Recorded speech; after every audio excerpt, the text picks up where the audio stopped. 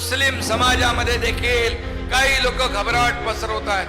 आता राजूचे कितीतरी कार्यकर्ते मुस्लिम आहेत, संतोषचे कितीतरी कार्यकर्ते मुस्लिम आहेत, बालाजीचे किती कार्यकर्ते मुस्लिम आहेत आणि मुस्लिम समाज देखील आपल्या बरोबर आहे. आज अजितदादांच्या बरोबर आहे, शिवसेनेच्या बरोबर आहे, आपल्या बरोबर आहे. मी तुम्हाला उदाहरण सांगतो, माझे जे कार्यकर्ते आहेत जीवा भावाचे, माझ्या घरात माझ्या सोबत असणारे, माझ्या गाडीवर देखील माझा सारथी म्हणून काम करणारे मुस्लिम समाजाची मुलं आहे, मुस्लिम बांधव आहे. आणि म्हणून आमच्याकडे काही असे भेदभाव नाही.